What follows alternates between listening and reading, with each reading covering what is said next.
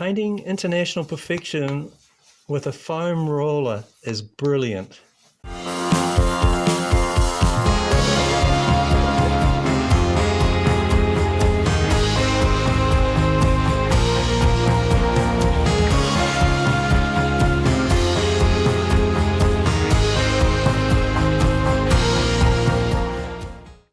What I'm going to do is give up on the spraying. I haven't got the right conditions. I haven't got the preparation that's really needed for spraying. A nice gloss finish on the preparation I've done shows up a lot of imperfections. So I don't mind the slight orange peely effect like it is on the hull. That's the other thing with spraying. Once you're going onto a glossy surface, getting a second coat on, it's so hard to see where you've been. The ability to control the thickness of the paint, too much or too little, gets so much harder, especially when you're in an area like this. That's the decision to go with some foam rollers. I'm not even going to tip it off, I don't think. Because I've broken through with my sanding, and it's probably going to be 2 coats to be able to cover those places where the white is showing through. That's what this video is about. Redemption in my techniques, hopefully. I've decided to wet and dry everything. I think that'll do the job. It's a beautiful Saturday morning. And it looks like it's going to be a great day for painting the boat.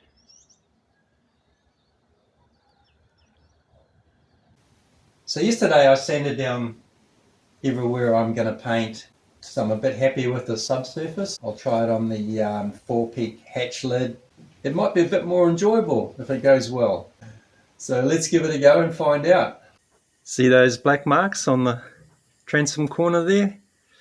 That's one of the reasons why it's really hard to spray paint by yourself, because you're having to drag hoses around. Always mix your paint before mixing it together with the hardener.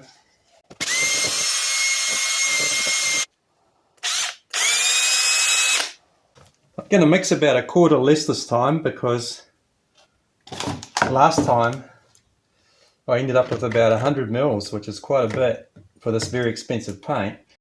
My boss in Australia, where I used to do some engineering and a bit of painting for the firm I worked for, taught me this trick. Always put some holes in that inner part of the lid there, so that you can run the paint round and it'll flow into that hole. Rolling or brushing on the paint apparently makes it go a bit further than you get out of spraying, which kind of makes sense because a lot of spray ends up in the air. So I should concentrate on what I'm doing here. I've got 600, it's 2 to 1, so that's another 300, that goes up to 900. Sometimes I'll weigh them as I do this, so that if I have to make up small amounts, I can do it by weight, because you can't always guarantee that the mixing by 2 to 1 volume is the same as mixing 2 to 1 by weight. Try and get it fairly accurate, because it relies on molecules attaching to molecules, and if you get the ratio wrong, you get unattached molecules, which is not a good thing. I've been stirring for about 2 minutes, making sure I scrape the sides. Another thing I've found is, if you've got a lot of stuff on the bench like I've got now, don't put the thinners and the hardeners next to each other. Okay, this is my trial. It's a Hayden roller. It's supposed to be good for polyurethane paints. We'll see.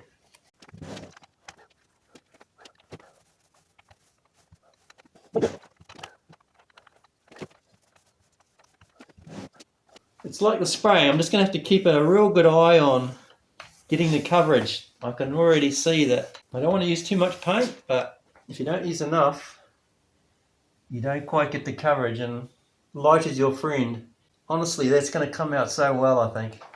I wanted to show you how pleased I am with what's going on right now. I'm actually enjoying painting.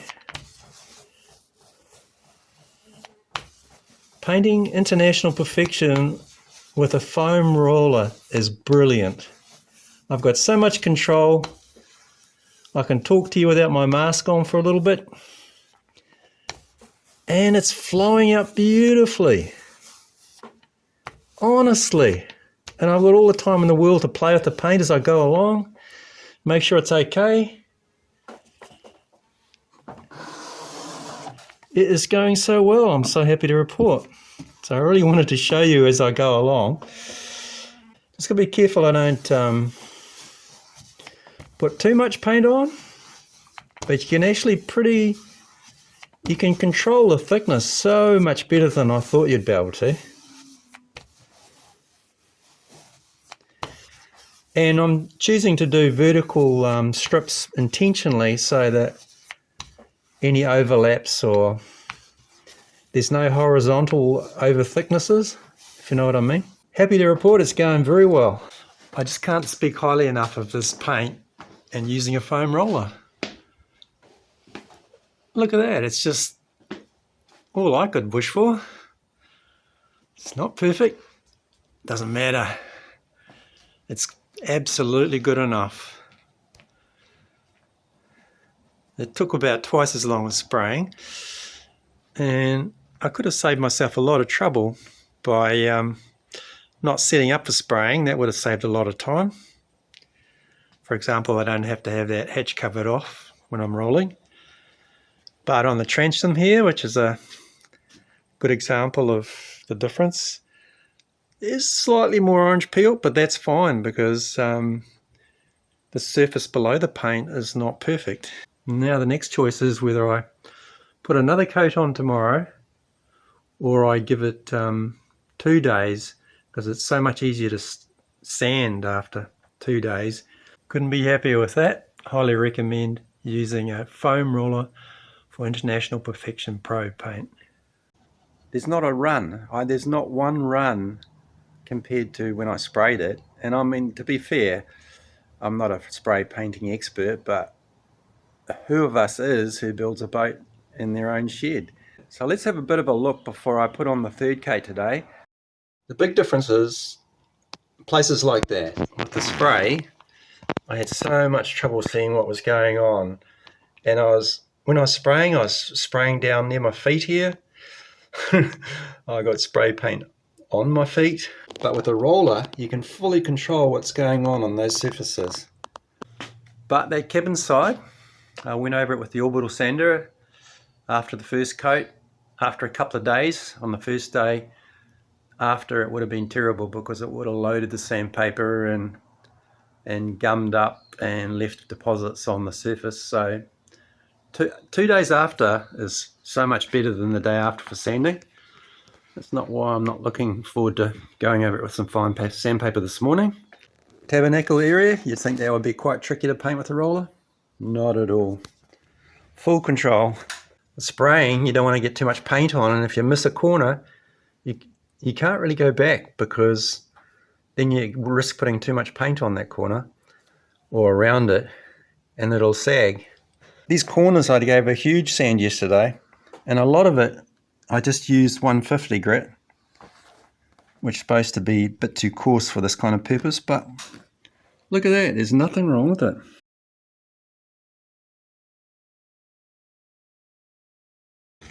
Avocado hunting in my food forest. Can you see any?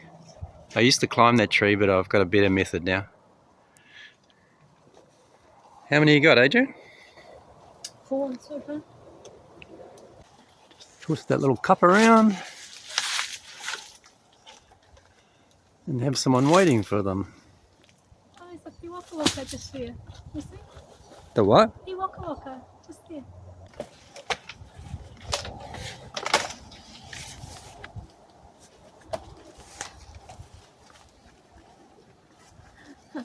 Some bananas there.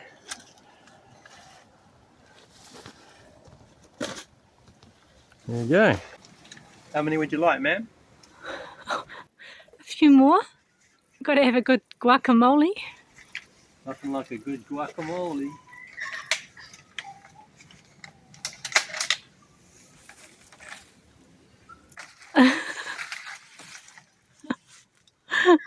Yay! That's a good one. Thank you, Carl. What we're doing this morning is just a very, very light sand.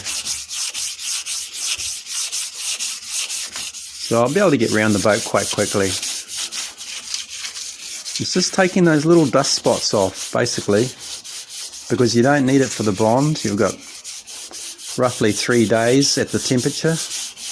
it exists here at the moment, and the paint will chemically bond with the coat underneath it. I guess the solvents eat into it a little bit and create that chemical bond. I mean, I did pick a bit of a rough spot here compared to the rest of the boat to show you. I didn't filter the paint yesterday, maybe I will today, just to make sure absolutely that there's no dust in it. It's a bit of an unusual area there. I probably went back over it when I shouldn't have, when I was coming around here and got to the overlap with what I'd already done here.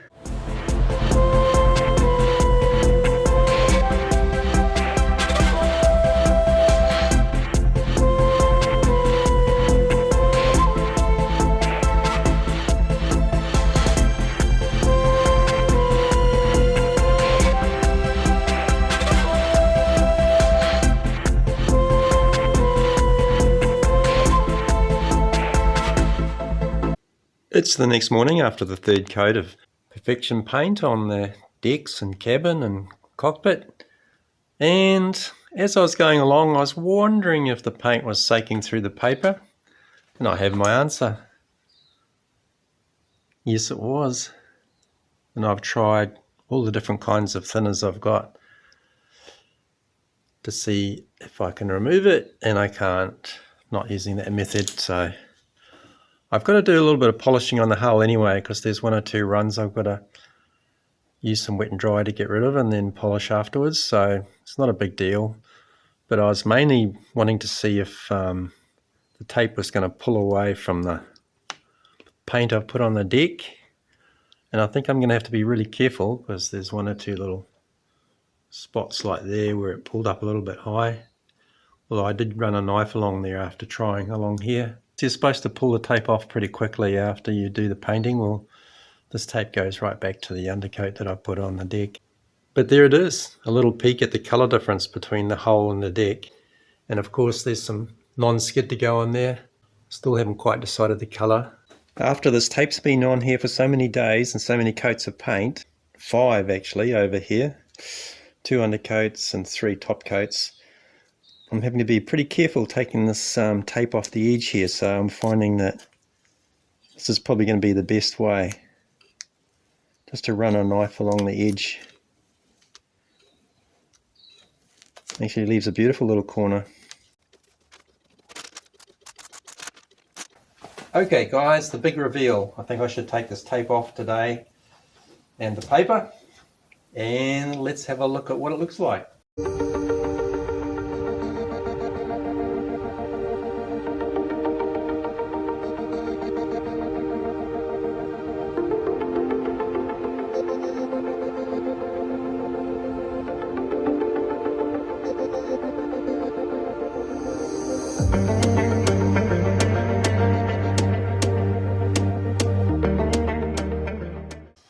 Well, there it is guys.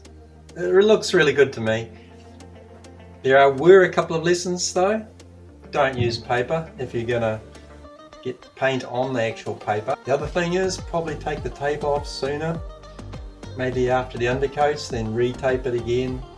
It passes the inspection from your view over here. It looks great. I didn't want anywhere near white because of the glare, showing the dirt and those kinds of things. I still really like what I did here on the top sides with the Durapox undercoat right through to the 2 coats of clear.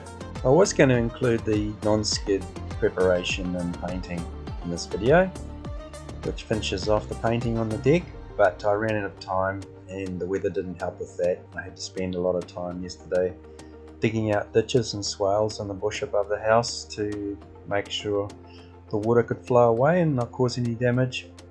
So that's it for this week. Thanks for watching, and I'll see you next time.